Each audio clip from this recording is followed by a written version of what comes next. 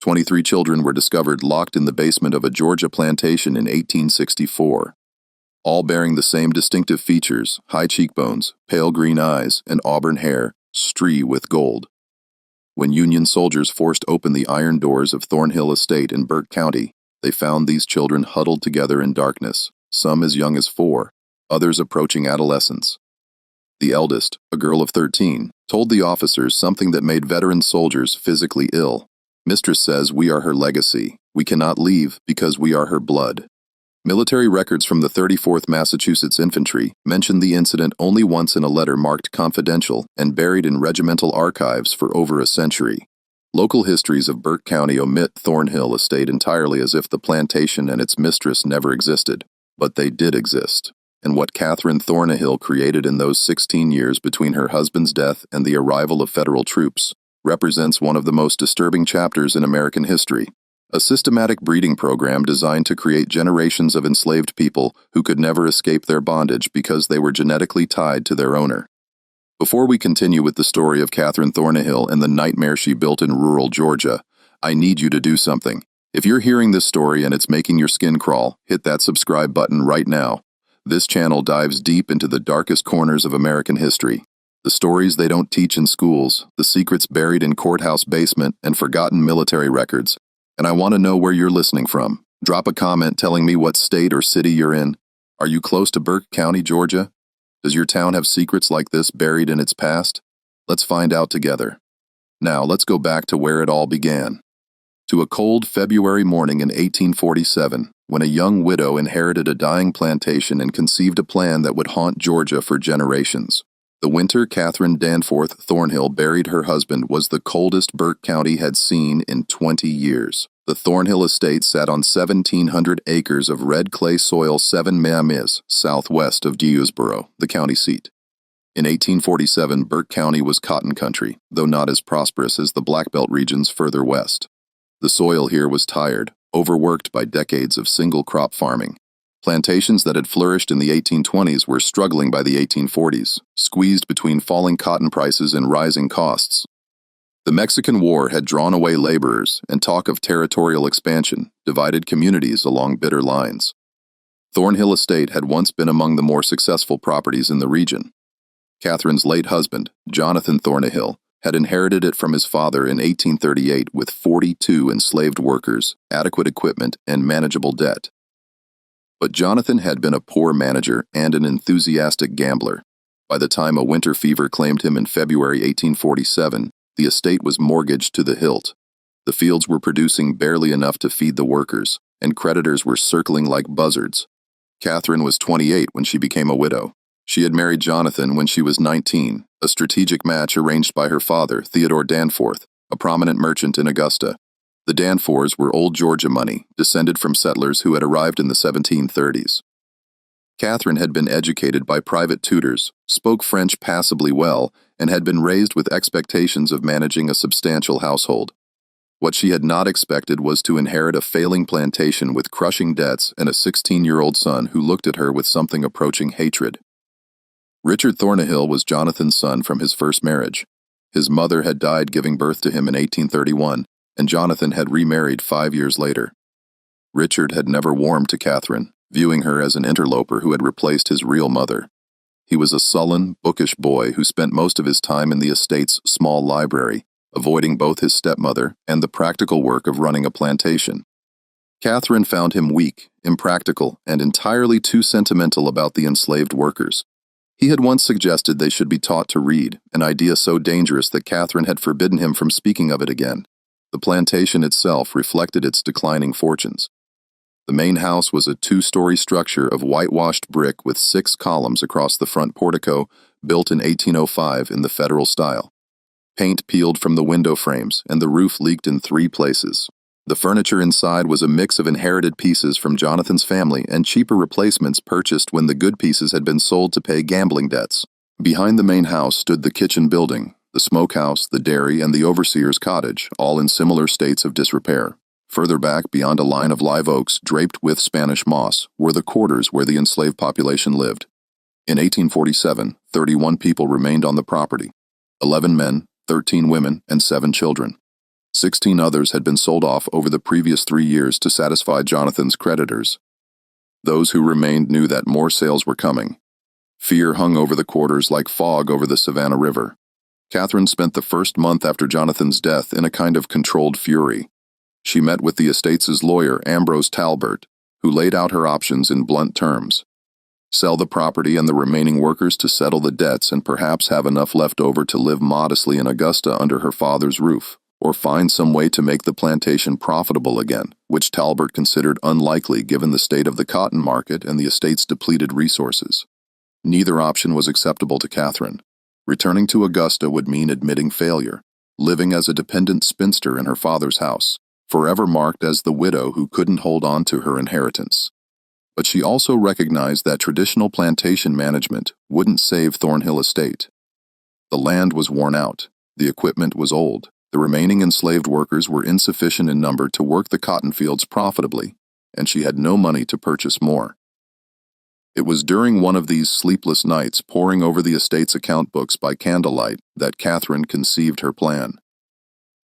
The idea came to her with the cold logic of desperation.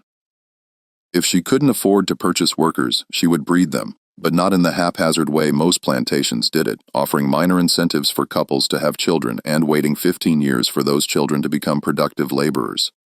No, Katherine envisioned something far more systematic, more controlled. She would create a population of workers who were biologically tied to the estate, who could never be sold because they were her own descendants, who would have an instinctive loyalty to the plantation because it was literally in their blood. The plan was monstrous. But to Katherine, it was also elegant. She was still young enough to bear children. She would select the strongest, healthiest men among the enslaved population and conceive children with them. These children would be raised knowing their parentage, would be given slightly better treatment than the others to ensure their loyalty, and when they reached maturity, would be paired with enslaved women to produce the next generation. Within 20 years, Katherine calculated she could have a workforce of 50 or more, all bound to Thornhill Estate by ties that went deeper than legal ownership. She began keeping a journal to work out the details. This was no diary of personal feelings. Katherine was far too practical for that. Instead, she created what she called her cultivation records filled with calculations, observations, and plans. She wrote in a simple substitution cipher, replacing keywords with innocuous agricultural terms. Children became seedlings. The men she selected became root stock. Pregnancies were plantings. The journal's pages were covered with diagrams that looked like breeding charts for livestock, because that was essentially what they were. Katherine's first selection was a man named Isaac, 24 years old, born on the plantation and known for his physical strength and steady temperament. She summoned him to the main house on a March evening in 1847 after the other workers had retired to the quarters. What happened that night was recorded in Katherine's journal only as first planting completed with rootstock 1, weather clear and mild. 3 weeks later, she summoned him again, and then twice more before the month ended. By April, Katherine was confident she was pregnant. She recorded this in her journal with the same emotional detachment she might note the planting of cotton. Initial cultivation successful. Anticipate harvest in December. Richard Thornhill first suspected something was wrong with his stepmother in late May of 1847. He noticed she had stopped taking her morning rides around the property, claiming the heat bothered her, even though the Georgia summer had barely begun. She took her meals in her room more frequently and had dismissed the house servant who usually attended her, preferring to manage her own affairs. For a woman as concerned with appearances as Katherine, this withdrawal was unusual. But it was a conversation Richard overheard in early June that truly alarmed him. He had been in the library hidden behind one of the tall bookcases when Katherine met with Miriam Grayson in the adjacent parlor, Mrs. Grayson was the local midwife, a sharp-featured woman of 50 who attended births for both white and enslaved families throughout Burke County. Richard knew her slightly. She had a reputation as a skilled practitioner, but also as someone who asked few questions and kept confidences. Absolutely. "You're certain of your condition?" Mrs. Grayson asked in her clipped professional tone. "Quite certain," Katherine replied. "I should think sometime in early December." "And Mr. Thornhill passed in February, you said." There was a pause. Richard pressed himself against the bookcase, hardly breathing. "My late husband and I were intimate in January," Katherine said evenly, "shortly before his final illness." "Of course," Mrs. Grayson's voice carried a note of something, Not quite disbelief, but a careful neutrality. I'll need to examine you properly, and we should discuss the arrangements for the delivery. Will you want me here at the house? I will, and I'll need your discretion, Miriam. Absolutely. You have it, as always. Richard waited until both women had left the room before emerging from his hiding place. His hands were shaking. The mathematics didn't work. His father had been bedridden for the entire month of January, barely conscious most days, racked with fever and chills. Richard had sat with him many nights.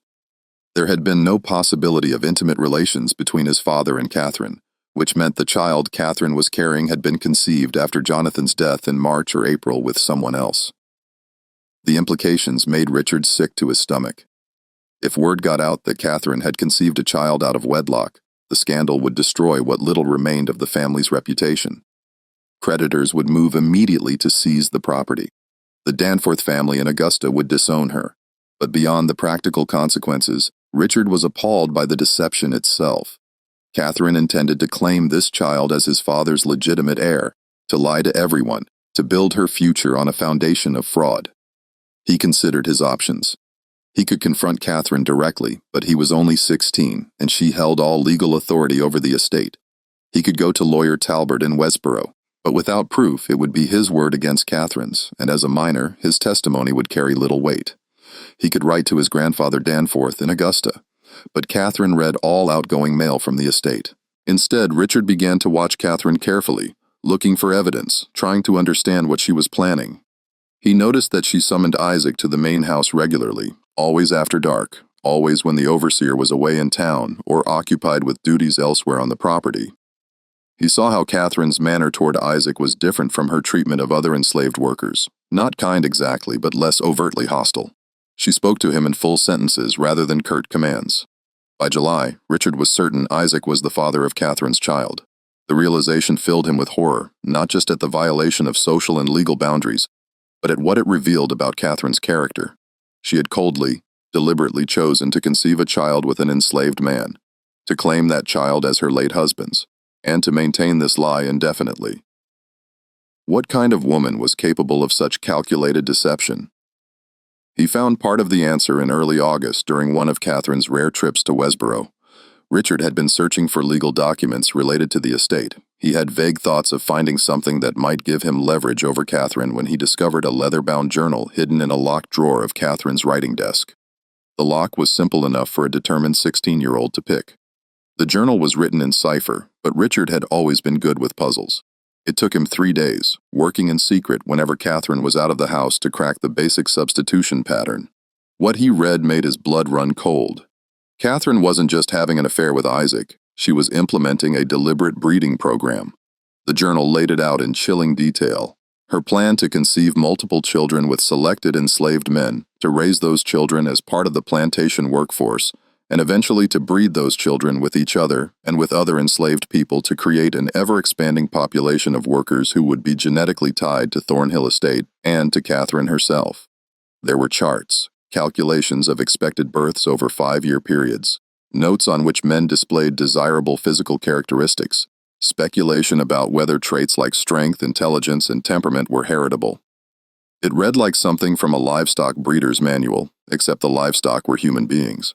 Richard copied several pages of the journal, translating the cipher into plain English, his hand shaking so badly he could barely hold the pen.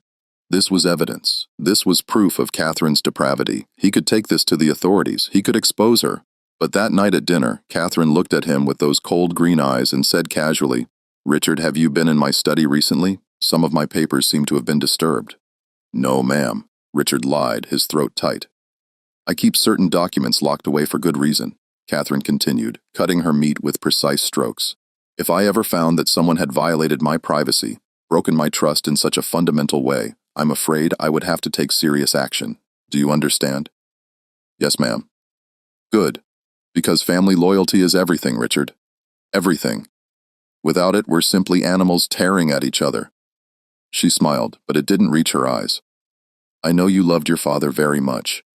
I would hate for his memory to be tarnished by scandal, especially scandal that might emerge from within his own household." The threat was clear. If Richard tried to expose Katherine, she would find a way to turn it back on him, to paint him as a disturbed, resentful stepson inventing lies about a grieving widow. Who would people believe? A respected plantation mistress from a prominent family, or an awkward teenage boy with known resentment toward his stepmother?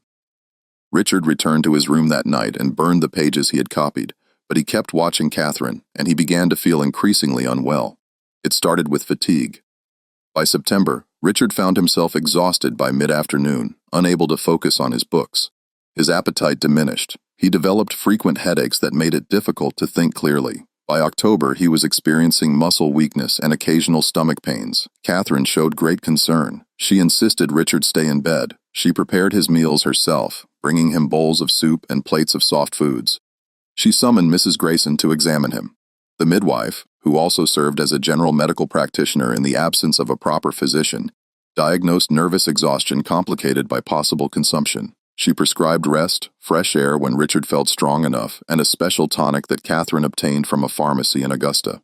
Tuberculosis often strikes young men of sensitive disposition, Katherine told Richard, adjusting his pillows with attentive care. Your father had a cousin who died of it at just your age. We must be very vigilant. Richard knew better. He had read about arsenic poisoning during his hours in the library. He recognized the symptoms in himself, the fatigue, the digestive troubles, the muscle weakness. Katherine was slowly killing him, disguising murder as disease, eliminating the one person who knew her secret and posed a threat to her plans. But he was too weak to fight back, too isolated to get help. The house servants followed Katherine's orders absolutely. The overseer rarely came to the main house. Richard's room was on the second floor, and by November, he barely had the strength to get out of bed, let alone escape the property and reach Westboro. He made one final attempt to expose Katherine in late November, writing a letter to his grandfather Danforth in Augusta. It took him 3 days to compose it, working for a few minutes at a time before exhaustion overwhelmed him. He described Katherine's breeding program, her journal, the poisoning. He sealed the letter and gave it to one of the younger house servants, a girl named Pearl, begging her to post it in Westboro without telling Katherine. Pearl took the letter, but she also told Katherine, terrified of what would happen if the mistress discovered she'd been keeping secrets. Katherine read the letter expressionless, then burned it in the fireplace in front of Richard. You're very ill, darling, she said softly, almost tenderly. The fever is affecting your mind. You're imagining things that aren't real. It's a mercy, really, that you won't have to suffer much longer. Richard Thornhill died on December 3, 1847, 3 weeks before his 17th birthday. Dr. Samuel Pritchard from Westboro, summoned to record the death, noted consumption as the cause and remarked that the young man had wasted away with tragic speed. Katherine wept decorously at the funeral. She wore black for a full year. 4 days after Richard's burial, Katherine gave birth to a healthy son. She named him Jonathan after her late husband and claimed he had been born slightly premature, which explained any questions about timing. Few people in Burke County thought to count backwards from the birth to Katherine's widowhood. Those who did kept their speculations to themselves. It was not the kind of thing one discussed openly. The years between 1848 and 1856 transformed Thornhill Estate in ways that seemed almost miraculous to outside observers. The plantation that had teetered on the edge of bankruptcy slowly regained its footing. Cotton production increased. The enslaved workforce grew. Katherine Thornhill earned a reputation as a shrewd, if somewhat reclusive, plantation mistress who managed her property with uncommon efficiency. But that efficiency came at a terrible cost that no outsider ever saw. Katherine gave birth 4 more times between 1848 and 1853. Daughters named Elelena, Abigail, and Margaret, and another son she called Samuel. Each birth was attended only by Miriam Grayson, who by now was deeply complicit in Katherine's schemes.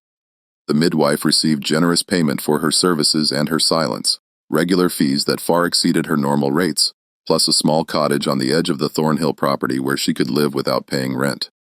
Mrs. Grayson's role extended far beyond delivering Katherine's children. She also performed a darker function, ensuring that enslaved women on the property only gave birth to children who fit Katherine's careful plans. When pregnancies occurred outside Katherine's controlled pairings, and they did, because human beings will form attachments and intimate relationships, even in the most oppressive circumstances, Mrs. Grayson provided abortifacts, plant-based compounds that induced miscarriages. She performed these procedures in a small room behind the overseer's cottage, away from the main house, away from witnesses. The women subjected to these forced abortions rarely spoke of them, even to each other. The trauma was profound, the grief unvoiceable in a system that already denied them autonomy over their own bodies. But whispers circulated through the quarters anyway. Stories of women who had been pregnant one week and bleeding the next, who were told they had simply lost the babies naturally, though everyone knew Mrs. Grayson had been involved. One woman named Ruth tried to resist. In the spring of 1851, she was 5 months pregnant when Katherine discovered that the father was not the man Katherine had designated for her, but instead a young field hand named Samuel, with whom Ruth had formed a genuine attachment. Katherine ordered Mrs. Grayson to terminate the pregnancy immediately. Ruth ran. She made it nearly 4 miles into the pine forests southwest of the plantation before the overseer's dogs tracked her down. She was dragged back to Thornhill Estate, held down by 2 men while Mrs. Grayson forcibly administered the abortifacient compounds. Ruth survived the ordeal physically, but something fundamental broke inside her. She worked mechanically after that, spoke rarely, and died 2 years later during a fever outbreak that swept through the quarters. She was 24 years old. But Ruth's tragedy was just one among many. By 1856, Katherine's program had produced 7 children of her own, all of whom were being raised in a peculiar liminal space. They were legally enslaved. Katherine had registered them as such in the county records, claiming them as children born to enslaved women on the property, which gave her legal ownership of them, but in practice they lived in the main house, wore decent clothes, ate better food than the other enslaved children, and received informal education from Katherine herself. Young Jonathan, the eldest, was 8 years old in 1856. He was a serious, quiet child who resembled Katherine strongly. The same green eyes, the same auburn hair, the same sharp features. He had no memory of his father, Isaac, who had been sold to a plantation in Alabama in 1849. Katherine had found Isaac's presence a complication once his purpose had been served. The money from his sale helped pay down some of the estate's remaining debts. The younger children knew nothing of their true parentage. Katherine told them they were fortunate orphans whom she had taken into her household out of Christian charity. She taught them to read and write, a dangerous illegality in Georgia, where teaching enslaved people literacy was prohibited by law. But Katherine was confident no one from the outside would ever enter her home and discover what she was teaching these children. She was grooming them, preparing them for the next phase of her plan. But that phase required patience. The children needed to reach physical maturity before they could be used for breeding. Katherine continued her meticulous record-keeping, tracking their growth, their health, their temperaments. She noted which children showed physical strength, which seemed more intelligent, which were more compliant. She was planning pairings decades in advance. In the meantime, she continued having children of her own. 3 more were born between 1854 and 1856, sons named William and Henry and a daughter called Caroline. Each had a different father carefully selected from among the enslaved men on the property. Katherine's criteria were ruthlessly practical. Physical health, strength, decent teeth, good eyesight, no obvious impairments. She cared nothing for their personalities or characters. They were, in her mind, simply genetic material to be utilized. The men themselves had no choice in the matter. When Katherine summoned them to the main house, they came, knowing that refusal would mean brutal punishment or sale. Some of them understood what was happening, that the children Katherine bore would be their own biological offspring, even as those children would be raised to think of Katherine as their benefactors and savior. The psychological torture of this situation was extreme. They were forced to become fathers to children they could never acknowledge, never parent, never protect. One man named Thomas was summoned to the main house in 1855. He was 26 years old, married to a woman named Hannah, who lived in the quarters. Hannah was pregnant with their first child. When Thomas learned that Katherine intended to use him for breeding, he tried to refuse. The overseer, a brutal man named Virgil Kane, had Thomas whipped in front of the assembled enslaved population. 39 lashes that left his back scarred for life. Then Katherine had him brought to the main house anyway. Thomas complied. He had no other choice. But he never spoke to Hannah about what happened in the main house, and Hannah never asked. Some knowledge was too poisonous to voice. By 1856, Thornhill Estate housed a population that looked normal on the surface, but was actually structured along Katherine's twisted logic. There were the field workers, about 20 adults and their children, who worked the cotton and corn under the overseer's supervision. There were the house servants, 3 women and 1 elderly man, who cooked, cleaned, and maintained the domestic space. And then there were Katherine's special children, 10 in total by 1856, ranging in age from 8 years old down to infancy. These children occupied a strange position in the plantation hierarchy. The other enslaved people resented them for their privileges, but also pied them for what they represented. Everyone in the quarters understood on some level what Katherine was doing. They didn't have language for eugenics or breeding programs. Those terms would come later, but they recognized the pattern. They saw how Katherine kept detailed records of the children, how she measured them periodically, how she noted their development in her locked journal, and they waited with a kind of horrified anticipation for what would happen when these children grew up. Because everyone knew what Katherine intended. She had made it clear in subtle ways, in comments and instructions. These children were being raised to produce the next generation of workers. They were tools in Katherine's long-term plan to create a workforce that could never leave, could never be sold because they were genetically bound to her and to Thornhill Estate.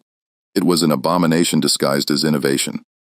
But in the isolated world of a rural Georgia plantation in the 1850s, with no outside oversight and absolute power concentrated in the hands of the property owner, Katherine was able to pursue her vision without interference. The only person who posed any potential threat was lawyer Talbert in Dewsboro, who handled the estate's legal affairs and thus had access to records that might raise questions. But Talbert was a practical man who valued profitable clients, and by 1856, Thornhill Estate was becoming profitable. The cotton yields were improving. The workforce was growing through Katherine's breeding program at no acquisition cost. Debts were being paid down. Talbert asked no uncomfortable questions because he benefited from Katherine's success. The isolation of the plantation helped maintain secrecy. Thornhill Estate was 7 miles from Westboro, connected by a rough road that was often impassable in winter. Neighbors were few. The nearest plantation was 3 miles away. Katherine rarely entertained visitors and discouraged social calls. When she did interact with other plantation families, usually at church on Sundays or at occasional gatherings in Westboro, she presented herself as a proper widow, managing her late husband's property with Christian virtue and practical wisdom. No one suspected the systematic horror occurring behind the whitewashed brick walls of the main house and in the quarters beyond the oak trees. And even if they had suspected, would they have cared? This was Georgia in the 1850s, a society built on the brutal exploitation of enslaved labor. Katherine's program was more systematic, more coldly calculated than most, but it was not fundamentally different in kind from what happened on thousands of other plantations across the South.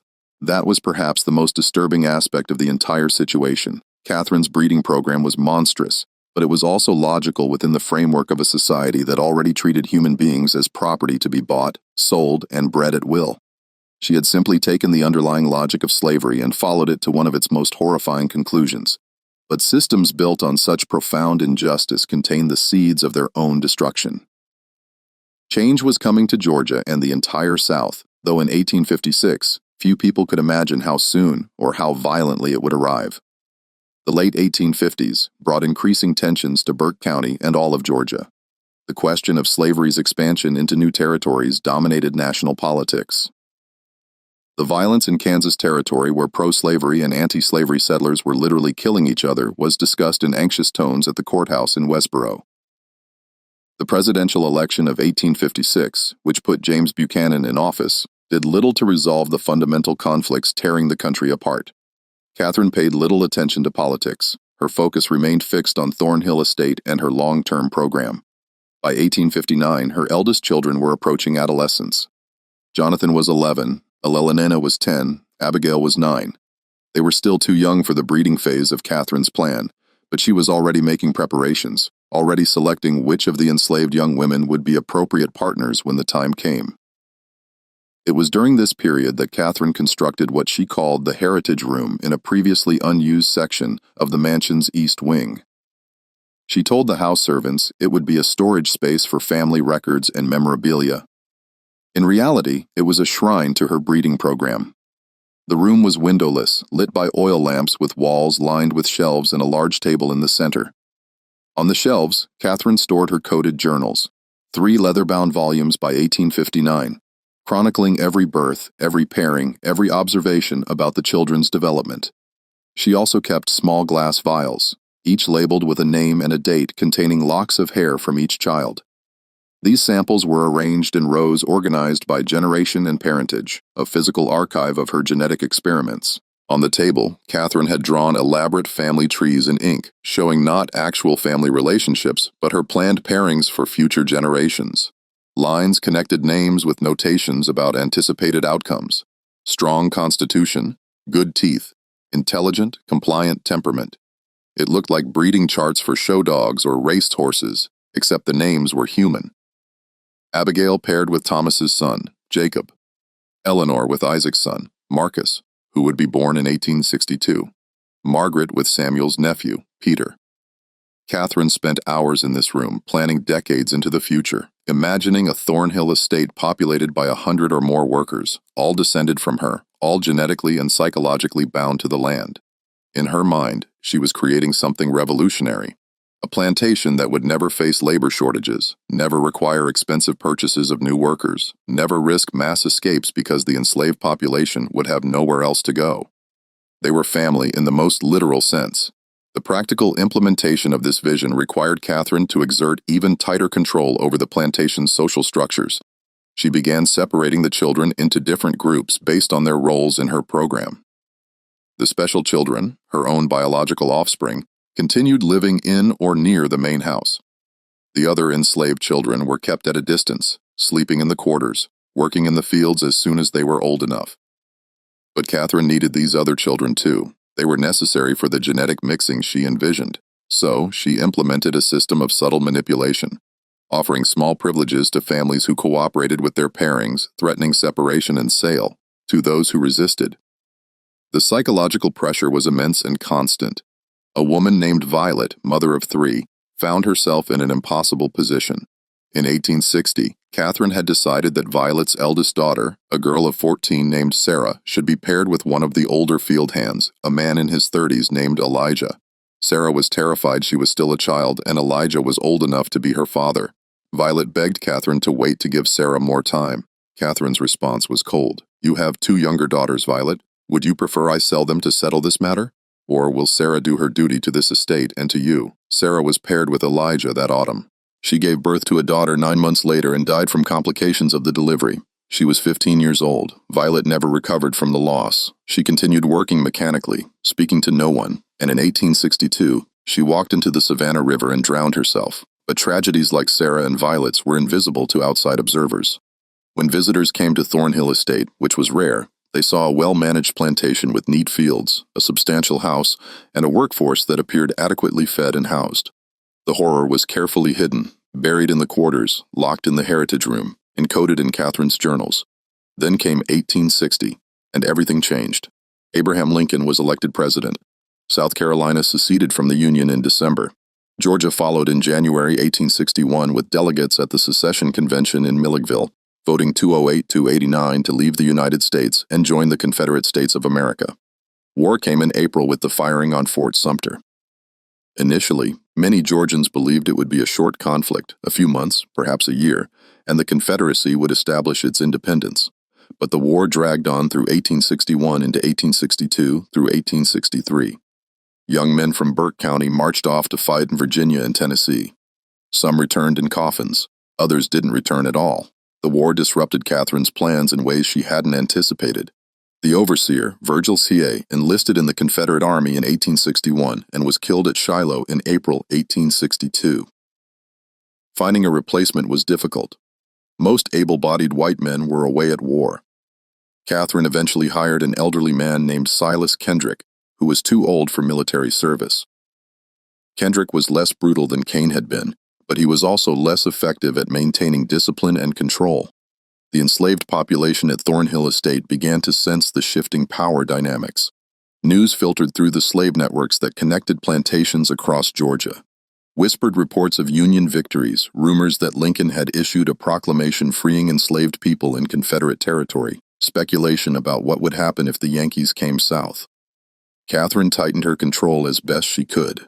She confined the enslaved population to the plantation, forbidding anyone from leaving, even to visit relatives on neighboring properties. She increased rations slightly to reduce the temptation to run away. And she accelerated her breeding program, pushing some of the children into pairings earlier than she had originally planned.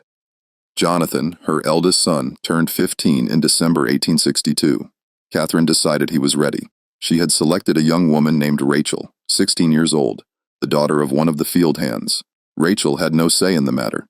In February 1863, Katherine arranged for Jonathan and Rachel to be married in a ceremony she conducted herself in the main house, a mockery of a wedding with no legal standing, designed purely to give a veneer of respectability to the breeding pairing.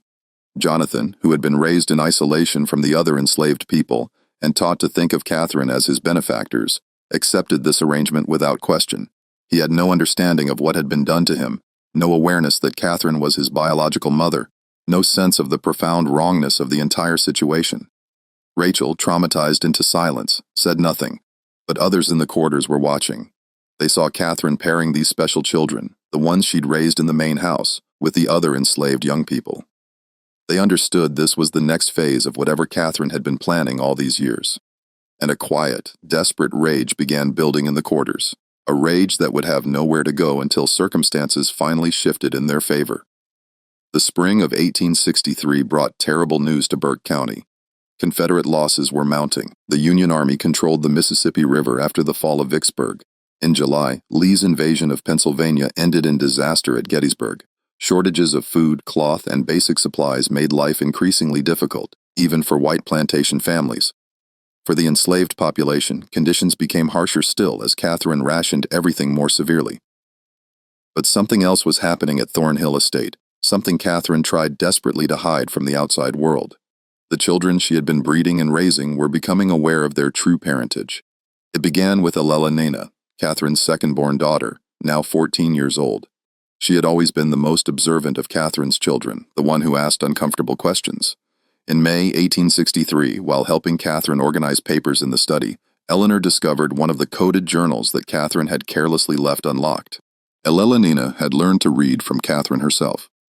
She was intelligent, curious, and bored with the limited reading material available in the house. The journal's cipher intrigued her. She spent 3 weeks working on it in secret, the same way Richard had done 16 years earlier, slowly decoding the substitution pattern. What she found destroyed her understanding of her entire existence. The journal detailed her conception. Second planting with rootstock 2. Thomas, age 21. Excellent physical specimen, strong back, good teeth, weather warm and humid. Anticipate harvest in late October 1848. Elelena read the entry again and again, her hands shaking. Rootstock 2. Thomas. She knew Thomas. He was one of the field hands. Quiet man in his 30s who never made eye contact with anyone. He was her father. Katherine was her mother. She was not an orphan raised out of charity. She was the product of Katherine's deliberate breeding experiment. The implications cascaded through Elelena's mind. If this was true for her, it was true for Jonathan, for Abigail, for all the children Katherine had brought into the main house. They were Katherine's biological children, conceived with enslaved men, and they had been lied to their entire lives. Worse still, the journal laid out Katherine's plans for their futures. Eleanor read the notations about pairings, about anticipated offspring, about the creation of a self-sustaining workforce. She saw her own name in one of the charts connected by a line to someone called Marcus Isaac's son, to be born 1862. Pairing with Eleanor anticipated 1865. Eleanor felt physically sick. Katherine intended to pair her with a boy who hadn't even been born yet to force her to have children who would be enslaved on this plantation forever, to turn her into another breeding tool in this nightmare system. She confronted Katherine that night, her voice shaking with rage and horror. "I read your journal. I know what you are. I know what I am." Katherine's face went still, her eyes cold as winter. "You should not have done that, Eleanor. You're my mother. Thomas is my father, and you've been planning to breed us like animals." Eleanor could barely force the words out. "Sit down," Katherine commanded. "No, sit down." The threat in Katherine's voice was unmistakable. Elelena sat, her whole body trembling. Katherine paced the room, her mind clearly working through the problem Elelena now represented. Finally she spoke. "You are intelligent enough to understand the position we're in. So, I'll speak plainly. Yes, I am your biological mother. Yes, I have been implementing a systematic program to create a self-sustaining workforce for this estate. And yes, you and the others will participate in that program when you come of age." "I won't," Elelena said, but her voice lacked conviction. "You will, because the alternative is far worse." Katherine leaned forward, her face inches from Elelena's. "Right now, you live in this house. You eat good food. You wear decent clothes. You can read and write. What do you think happens if you refuse to cooperate? I sell you. I sell you to a plantation in Alabama or Mississippi, where they work field hands to death in 5 years, where women are brutalized as a matter of course, where literacy earns you a whipping or worse. Is that what you want?" Eleanor said nothing, tears streaming down her face. "I thought not." Katherine straightened. "You will not speak of this to your brothers or sisters. You will not speak of it to anyone in the quarters. You will continue your life exactly as before. And when the time comes for you to fulfill your role in this family's future, you will do so. Do you understand?" "Yes," Elelonena whispered. But Katherine had made a critical error. She had revealed the truth without adequately controlling the information. Elelonena did speak to others, not immediately, but gradually, carefully. She told Jonathan first, showing him the journal entries she had memorized. Jonathan's reaction was different from Elelonena's. He had been so thoroughly conditioned by Katherine, so completely isolated from any alternative framework for understanding the world, that he struggled to see what was wrong with Katherine's plan. "She gave us a better life," Jonathan said, confused by Eleanor's anger. "We could have been working in the fields. Instead, we're here. We're property, Jonathan. We're slaves. Our own mother enslaved us. She's protecting us. She's keeping us together. If we were sold, we'd be separated, sent to different places. This way, we stay together. We stay at Thornhill." Elelonena realized with horror that Jonathan had been too successfully indoctrinated. He couldn't see the cage Katherine had built around all of them. But Abigail, 13 years old and sharp as glass, understood immediately when Elelonena told her. And Margaret, at 12, understood too. The younger children were still too young to fully grasp it, but the older ones, they knew now. They knew what they were and what Katherine intended for them. The knowledge changed the atmosphere in the main house. Katherine felt it. That shift in the air, the way her children looked at her now. There was fear, yes, but also something else. Calculation, waiting. They were biding their time, and Katherine knew it. She considered her options. She could sell the older children, eliminate the problem, but that would waste years of investment and planning. She could punish them severely enough to break their spirits, but physical brutality might damage them in ways that would interfere with the breeding program. She needed them healthy, capable of bearing children. So, Katherine chose a different approach. She would demonstrate the consequences of disobedience through someone else. In August 1863, a young woman named Grace tried to run away from Thornhill Estate. She was 17, pregnant, and desperate. She had been paired with one of the field hands against her will, and she couldn't bear the thought of bringing a child into this system. She ran at night, heading east toward the Savannah River, hoping to somehow cross into South Carolina, and from there make her way to Union lines. She was caught within 12 hours. The dogs tracked her to a creek 3 miles from the plantation. She was brought back, locked in one of the outbuildings. And the next morning, Katherine assembled everyone, all the enslaved people, including her special children from the main house in the yard between the quarters and the mansion. Grace was brought out, her hands tied. Katherine stood on the porch of the main house, her face expressionless. This woman attempted to abandon her responsibilities to this estate and to all of you. She attempted to destroy the family we have built here. The penalty for such betrayal must be severe. What followed was brutal. Grace was whipped publicly. 20 lashes administered by the elderly overseer, Kendrick, who carried out the punishment with grim reluctance. Katherine made all the children watch, including her own biological offspring. The message was clear. This is what happens to those who try to leave. But Katherine had miscalculated again. The public punishment didn't terrify the enslaved population into submission. Instead, it clarified something for them. Katherine was willing to use extreme violence to maintain her control, which meant she was afraid. And if she was afraid, that meant they had more power than they'd realized. Whispers began circulating through the quarters in the weeks that followed. Whispers about waiting for the right moment. Whispers about what would happen when the war ended, because surely it would end, and surely the Yankees would come south, and surely things would change. All they had to do was survive until then. Elelonena heard these whispers. She began spending time near the quarters when Katherine wasn't watching, developing relationships with the other enslaved people she had been kept separate from her entire life. She learned things Katherine had never told her, about her father Thomas, about the other men Katherine had used, about the women who had died or been broken by Katherine's program. One evening in October, Elena met with a group of the older enslaved women in the woods beyond the quarters. They sat in a circle in the darkness, speaking in low voices. A woman named Hope, in her 40s, looked at Elena with something between pity and respect. "Your mama. She thinks she made something special here," Hope said quietly. "Thinks she made family, but all she did was make people who hate her in ways she can't even understand." "What happens when the war ends?" Eleanor asked. "Depends on who wins," Hope replied. "Yankees win. We're free. Confederates win. Things stay the same or get worse. But either way, your mama can't keep doing what she'd been doing. Too many people know. Too many people angry. Something got to break." "What if we made it break?" Eleanor asked.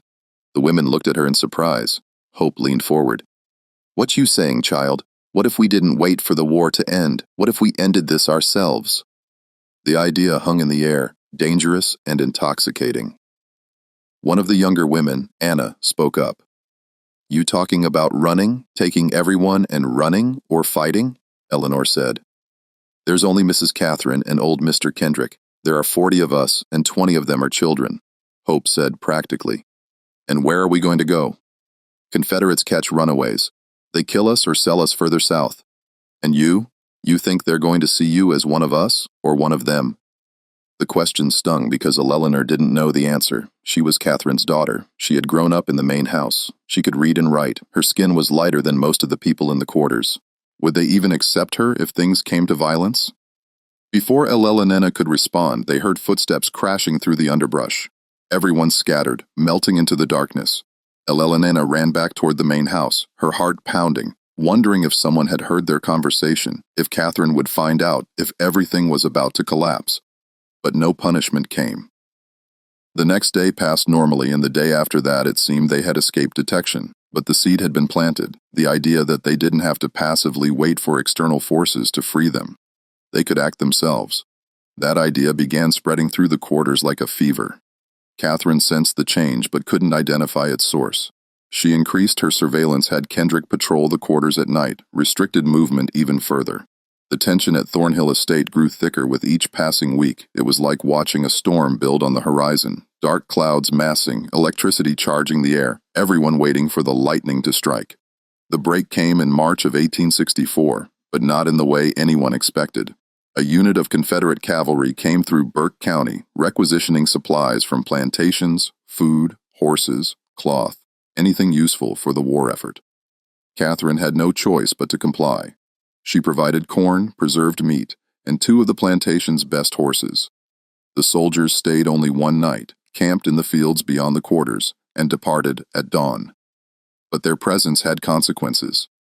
The soldiers spoke openly about the war's progress, and the news was bad for the Confederacy. Sherman was pushing through Georgia. Union forces were closing in from multiple directions. Some soldiers spoke fatalistically about the war being lost, about going home, about the impossibility of maintaining the fight much longer. The enslaved population at Thornhill Estate heard every word. Hope surged through the quarters. Freedom was coming. It might be months or weeks, but it was coming. All they had to do was hold on a little longer. Except Catherine, sensing this hope and terrified by what it meant for her long-term plans, decided to act decisively. If the Confederacy fell, if the enslaved population was freed, everything she had built would collapse, her special children would leave, her breeding program would end. 16 years of work would be for nothing. She couldn't allow that to happen.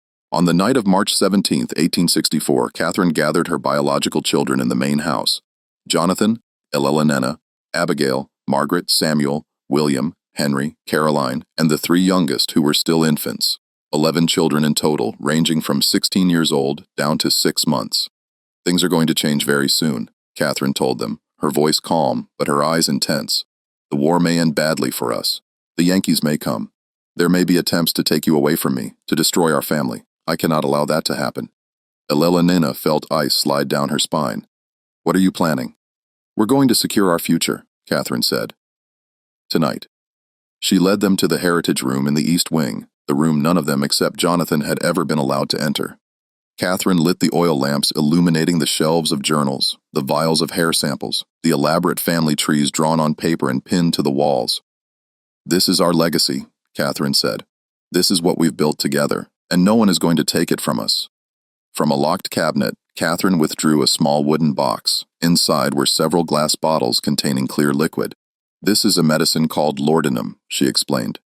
"In small doses, it provides relief from pain. In larger doses, it provides eternal peace." Abigail gasped. "You want to poison us? I want to protect you," Katherine corrected, her voice taking on an edge of desperation. "If the Yankees come, if they free the others, where will you go? You're not white enough to live in white society. You're not fully black in their eyes either. You'll be outcasts, owned by no one, belonging nowhere. Is that better than staying here? Staying together? Staying with me?" "Yes," Eleanor said firmly. "Anything is better than this." Katherine's face hardened. "You're too young to understand.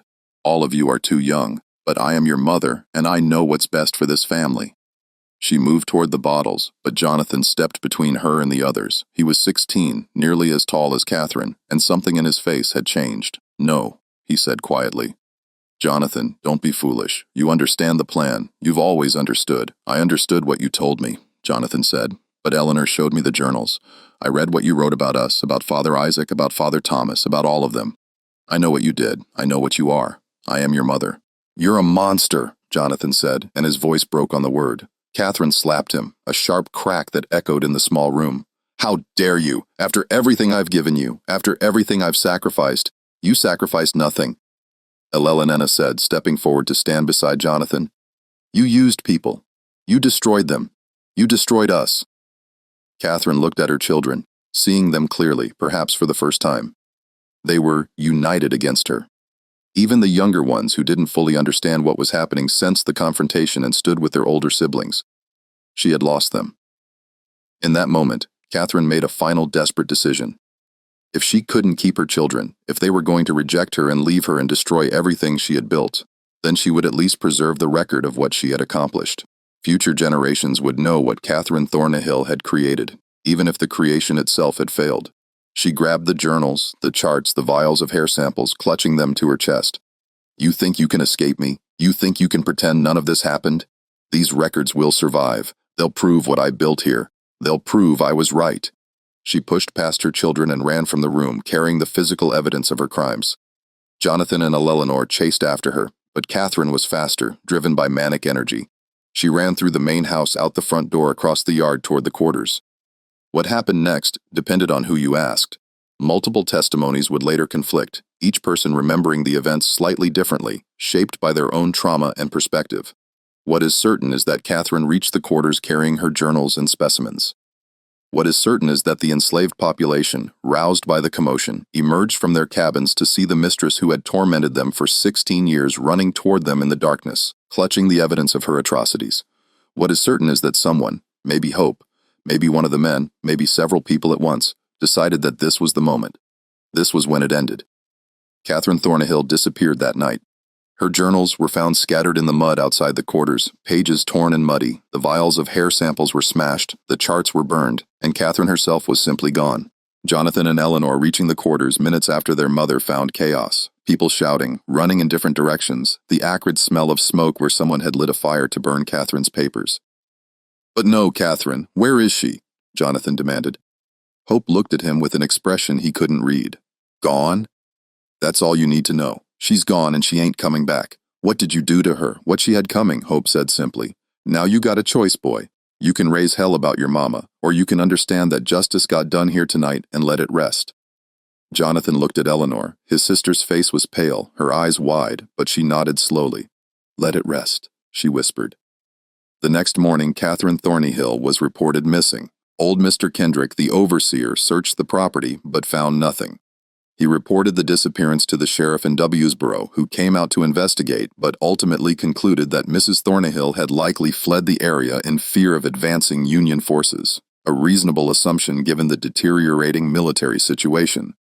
No one from the quarters spoke of what had happened. Jonathan and Eleanor and the other children said nothing. The official record simply states that Katherine Thornhill disappeared on the night of March 17, 1864, and was never seen again. But everyone at Thornhill Estate knew the truth, even if they never spoke it aloud. Katherine had been killed that night. Her body had been disposed of somewhere on the plantation's 1,700 acres, and her children, Her biological offspring, her breeding experiments, her legacy, had chosen to let her murderers go unpunished because they understood that their mother had earned her fate. The war ended 14 months later. General Sherman's army swept through Georgia in late 1864, though they passed 30 miles north of Burke County and never came directly to Thornhill Estate. The Confederacy collapsed in April 1865. Freedom came to the enslaved population of Georgia through a combination of military occupation, the 13th Amendment, and the simple fact that the system of bondage could no longer be maintained. At Thornhill Estate, the transition was complicated. Jonathan, as Katherine's eldest child, had some legal claim to the property, but his status was ambiguous. Legally enslaved under Georgia law, but also Katherine's biological heir. Lawyer Talbot in Dewsboro tried to sort out the mess, but eventually gave up. The property fell into a kind of legal limbo. Most of the formerly enslaved population left Thornhill Estate within weeks of emancipation. They scattered across Georgia and beyond, seeking family members who had been sold away years before, looking for opportunities in cities or simply putting as much distance as possible between themselves and the site of their suffering. Some stayed, at least initially. Hope remained, helping to organize those who had nowhere else to go. Thomas stayed, Eleanor's biological father, who finally, after 16 years, was able to acknowledge his daughter openly. They had one conversation about Katherine, about what had been done to him and to Eleanor, and then they never spoke of it again. The pain was too deep, too tangled with the fundamental wrongness of the entire situation. Eleanor herself stayed at Thornhill Estate until 1867. She learned in those years after the war how to exist as a free person, though the psychological damage of her childhood never fully healed. She eventually moved to Savannah, where she worked as a seamstress and married a carpenter named William Foster. She never had children. She never spoke publicly about her mother or her childhood. When she died in 1903, her obituary made no mention of Thornhill Estate or Burke County. Jonathan stayed at the plantation longer, trying to work the land with a small group of freed men who remained. But the cotton market was depressed, the soil was exhausted, and the property's reputation had begun to spread through the black community in Burke County. By 1869, Jonathan gave up and abandoned the estate. He drifted west, eventually settling in Texas under an assumed name. He died in 1891, and his few possessions included a small notebook where he had written over and over in tiny script, "I did not choose this, I did not choose this, I did not choose this." Thornhill Estate itself decayed rapidly. The main house was partially burned in a suspicious fire in 1871. The remaining structures fell into ruin. The land was eventually seized for unpaid taxes and sold at auction in 1878 to a timber company that cleared the old growth trees and divided the property into parcels. But in 1871, something was discovered that brought the entire story back to public attention, at least briefly. A well driller working on a neighboring property accidentally broke through into an old system on what had been Thornhill land. Inside the system, 30 feet below ground, was a skeleton. The remains were mostly intact, preserved by the cool, dry conditions. They belonged to a woman, probably in her 30s or 40s. Scraps of cloth suggested a dress from the 1860s. A corroded metal locket found near the skeleton contained 2 miniature portraits, a man and a young boy. The coroner in Dewsboro examined the remains and concluded the woman had died from blunt force trauma to the skull. The skeleton was buried in an unmarked grave in the county cemetery. The official record identified the remains only as unknown female discovered former Thornhill property, 1871. But people in Burke County's black community knew who it was. The story had been passed down in whispers in kitchens and churches, in coded language that protected those who had been present that night in March 1864. They knew Katherine Thornhill had been killed by the people she had enslaved and brutalized. They knew her body had been hidden in a deep well or system. They knew justice of a kind had been done. Over the years, more information emerged, though always fragmentarily, always incompletely. In 1889, a man on his deathbed in Alabama confessed to a minister that he had helped murder his former mistress in Georgia during the war. He provided no name, no details, but the minister noted the confession in his records. In 1902, a woman in Savannah, Hope's granddaughter, wrote a short memoir that mentioned the night the devil mistress disappeared and nobody mourned her. The most damning evidence came to light in 1923 when a historian researching Burke County's Civil War history discovered a cache of letters in the courthouse basement. Among them was a letter written in 1865 by Union Captain Samuel Reynolds, who had commanded one of the first federal units to enter Burke County after the war ended. Reynolds wrote, "We discovered disturbing evidence at a property called Thornhill Estate, indications of systematic breeding experiments conducted by the late owner upon enslaved persons, including her own biological offspring.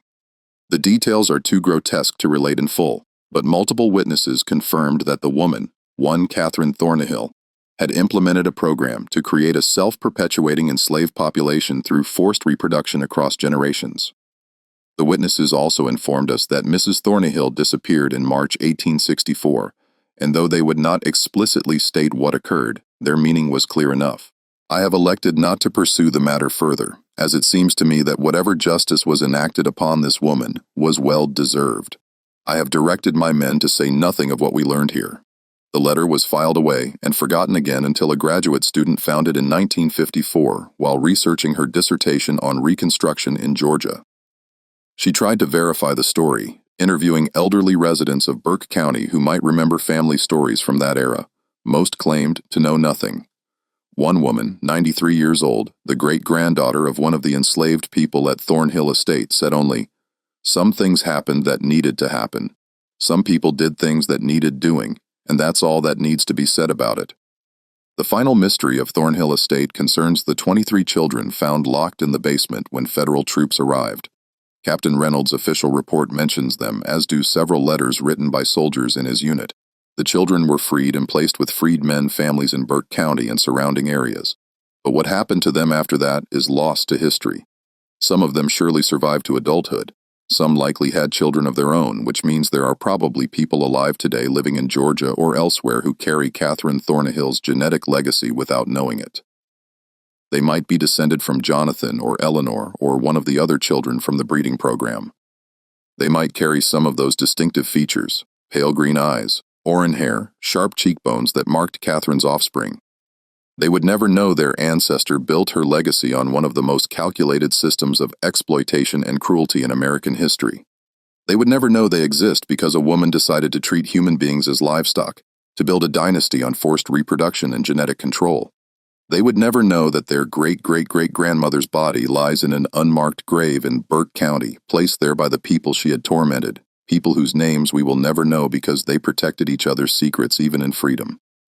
The site of Thornhill Estate today is just fields and forest. The county maintains no historical marker. No books about Burke County history mention the plantation in any detail. The house's foundation is still visible if you know where to look, buried under decades of leaf fall and undergrowth.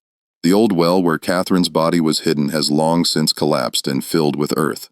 But the story persists, passed down through oral tradition in Burke County's black community, whispered in genealogy circles, referenced obliquely in academic papers about slavery and eugenics.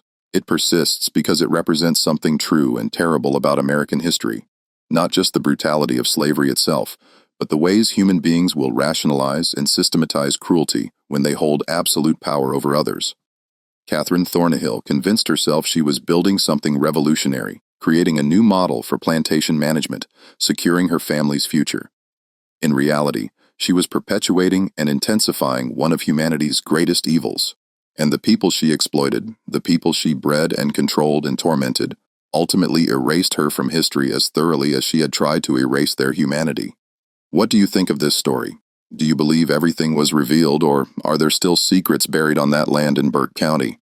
The truth is, we may never know the full extent of what happened at Thornhill Estate. The people who lived through it, the survivors, chose to carry some secrets to their graves, and maybe that's their right. Maybe some stories belong to the people who endured them, not to historians or storytellers like me. But we can honor those people by remembering that their resistance mattered, that their survival mattered, that they outlasted the system designed to destroy them.